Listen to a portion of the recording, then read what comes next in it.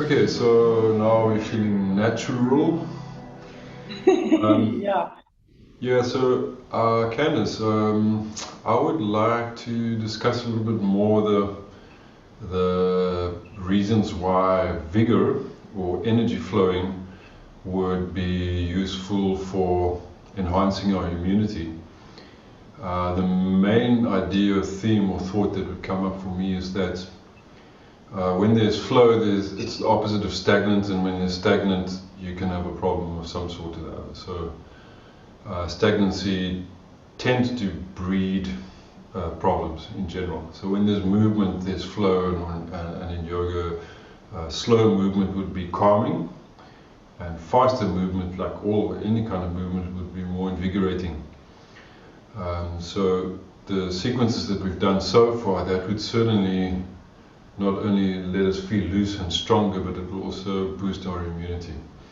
What would your thought be on immunity specifically? Doing some of the movements that we did, but specifically focusing on keeping yoga in the back of your mind as a way to boost your immune system. I feel like it helps with digestion. So if we're moving our bodies, While heart, breathing. excuse me, While breathing. while breathing. Yeah. Yes, exactly. So that improving our digestive system, getting our bodies to move with the breath, with the asana, the postures, works and allows our bodies to be strong, boosting our immune systems. If we just sit, if we're just sitting all day, we eat, sit, sleep, and the body doesn't move, we don't breathe past sort of the collarbones, we're not breathing into the full body, we're not getting the body to work as a unit, both digestive, the gut health, brain, heart. So working in postures as well as breathe. When we breathe in, belly expands, filling the body with new breath. We're working here, digestive system, gut health, all the way up. And then we can also look at the way our immune system is boosted from the spiritual aspects, so our chakras, our meridians, our energy flow through the body.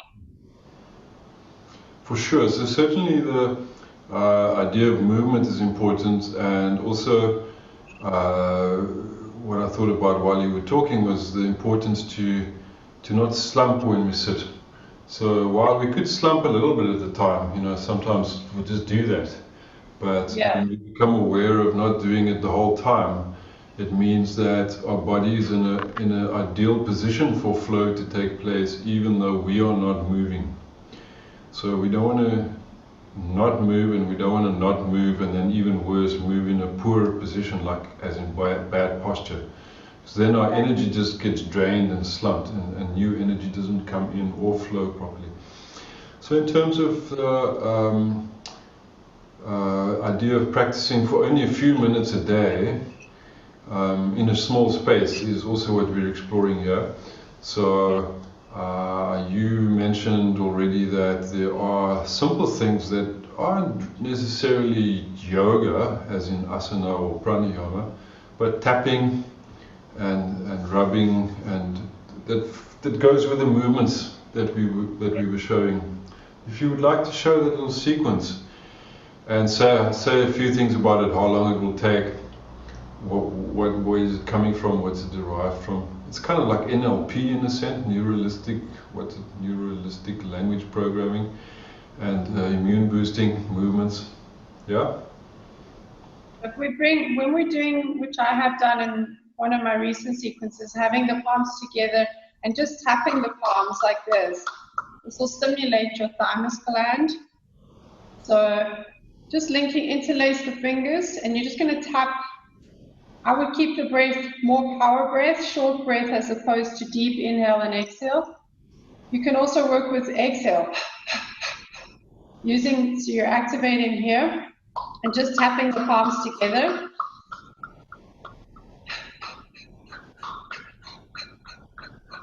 So that'll build, taking either two, if you prefer to do it with index finger, middle finger, or you can use the back of putting your hands into a fist, wrapping the thumb alongside and just tapping here onto the chest area. If you're more comfortable, you can also just use your fingers to tap. We want to go to all of those points, so underneath the collarbones here. And here I would do a deeper breath.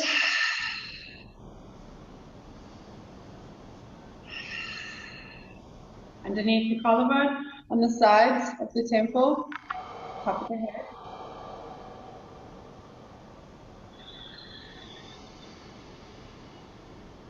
Taking that same momentum to the tip of the crown.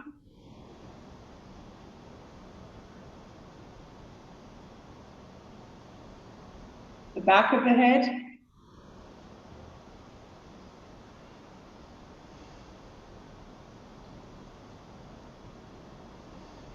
The rib cage.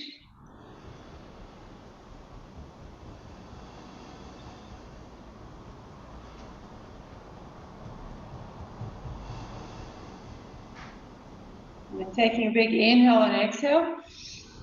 Feel that in the belly. Taking the right arm across to the left. Just rub that energy onto the forearm here.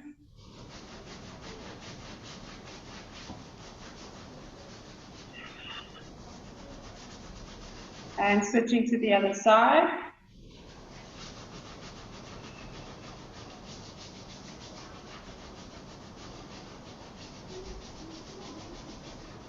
And then rubbing the palms together.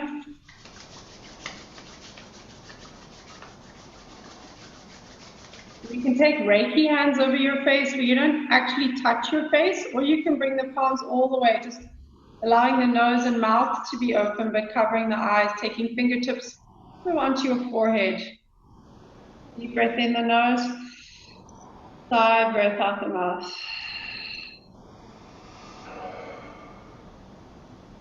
And I really like that in the morning because it'll also help you to wake up and get that energy going. If you're feeling kind of like you're lacking energy to get going in the morning and you do these tapping exercises, you'll feel more awake and more ready to go. Yeah, so I didn't time that, but that wasn't a long practice.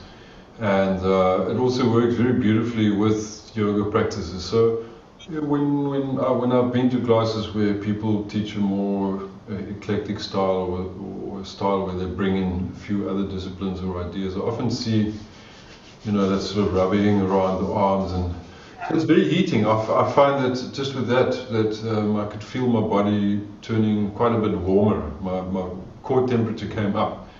So definitely it will help with sluggish digestion just because of the movement. Yes. And the way that we breathe with it. Okay, so that's a useful one. And